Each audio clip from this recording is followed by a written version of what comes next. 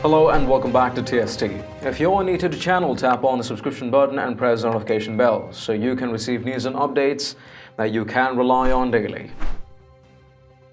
Former CIA Director John Brennan is the main focus of the Durham investigation. Intel officers have already testified.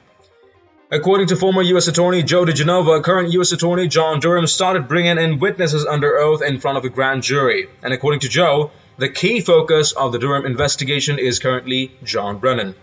Former U.S. Attorney Joe diGenova was on the Howie Carr show after Carr shared that the Wall Street Journal reported that the Durham investigation was still ongoing. diGenova shared about what he knew about the John Durham investigation. One of the more interesting revelations is what I have confirmed with my sources, is that John Brennan is in fact the focus, the main focus of the investigation. And a number of former intelligence officers have been interviewed and apparently testified about a series of questions involving the production of the famous assessment done after the election, which of course was a phony assessment. It was a constructed document. It was not in fact an assessment of anything, and that is very interesting because they are looking at what Brennan did and what he asked other people to do in terms of that, and some other things as well. So apparently, Mr. Durham has not been deterred by the virus.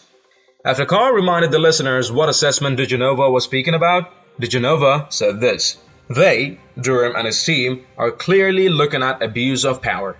In other words, were the resources of the CIA illegally used to undertake domestic terrorist investigations? Were the resources of the CIA used to illegally create a plot to either falsely lead FBI officials into a scheme or to conspire with FBI officials to deny certain people their civil rights? Take a listen to this interview on the show. Joining us now, as he does every week at this time, is Joe diGenova. The deep state unraveling of the multiple conspiracies, soft coup attempts to get rid of President Trump continue, and we've got multiple updates this week. Joe diGenova, thanks for being with us here on the Howie Carr Show. You bet, Howie. I guess the first thing we should do is to let people know that the John Durham investigation, he's the U.S. Attorney from Connecticut. According to the Wall Street Journal, his investigation is continuing in spite of this semi-shutdown of the federal and the state governments.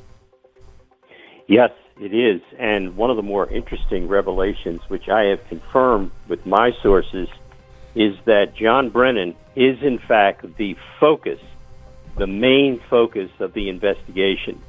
And a number of former intelligence officers have been interviewed and apparently testified about a series of questions involving the production of the famous assessment that was done after the election, which, of course, as you know, was a phony assessment. It was a constructed document.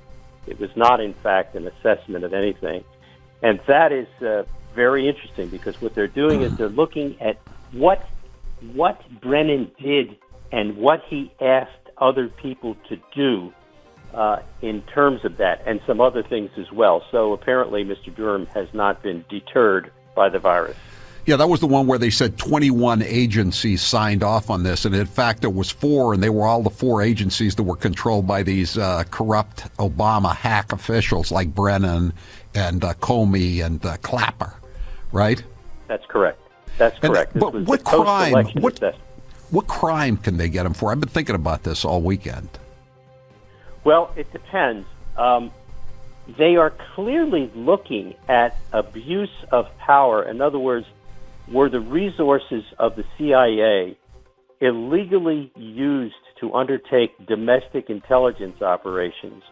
Were resources of the CIA used to illegally create a plot to either falsely lead FBI officials into a scheme or to conspire with FBI officials to deny certain people their civil rights? Now, while this is happening, remember what just happened with the FISA court. There was that scathing Part two of the segment. Yes, go ahead. Yeah, but what happened there was they showed how bad there was no backup for almost 49 of these FISA warrants. But here's what's really interesting. As a result of that, the FISA chief judge, Judge Boasberg, Obama demanded to know appointee, from the liberal from Yes, San Francisco. He Right. demanded to know from the FBI the names of all the targets in those 49 warrants. Why I did didn't he know do that. Yes, Of 49 he demanded targets. the names of the targets. And the reason he did was, after looking at the Carter Page warrant, he wants to know if all those 49 people were Republicans, because he's looking, as the chief judge, at misconduct by a large number of FBI agents for one reason only, not only to get the warrants, but to do so for unmasking and then leaking of information about individuals for political purposes. And that is really something. When he asked for the names of the targets, I knew exactly what he was doing. So you think he's on the level? I do. When he asked that question, I think he's furious. When he asks you, when they get a warrant, they don't know who the person is. That's Right. part of the privacy. No, I understand. I get it. Haven't you been wondering the same question? You know, how many of these guys are anchor babies? You know, their parents were from some Muslim countries and they're just terrorists with American citizenship. And how many of them are just Republicans? Weren't you wondering the Right. same thing? I think everybody was. I was. By the way, it's 29 of those warrants that he's asked for the information about. But this is amazing, because what took him so long? I mean, I would have asked for this information, but you know what? He's a judge, and he's never been a prosecutor. And there's something about being a U.S. attorney, when you have the responsibility to investigate complex cases, that your brain works differently. For example, the Russian hoax. From day one, as soon as they exonerated Hillary Clinton, it was fairly obviously what was going on. That was a fraud, and the Russian thing was a fraud. You didn't have to be a Mensa to figure out that this was a conspiracy to deny civil rights. But this judge has finally figured it out. He said to himself, hey, wait a minute. If all of these warrants are bad, and Carter Page's was so bad, and he's a Republican, maybe these other 29 people are Republicans. I better find out who these people are. Well, are we going to find out who these people are? Yes. Oh, yes. I can assure you that even though these individuals have a right to privacy, that their names should never be revealed, I would ask them all to waive it in order to make it clear to the public how they were abused, because they have a right to sue. They're Right. going to be told. I think this would be a greater badge of civic honor than to be on the Nixon's enemies list.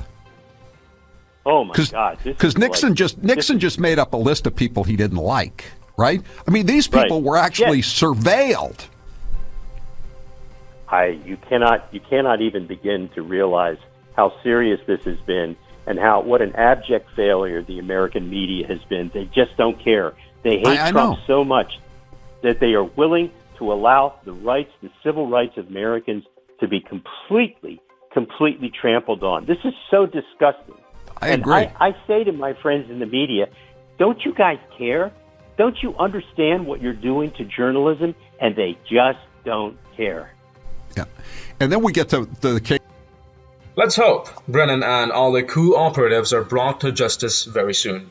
This cannot come soon enough. Share your thoughts and responses in the comments down below. If you've liked this report, let us know by tapping that like button down below, share the news among friends and family, and don't forget to subscribe to our channel.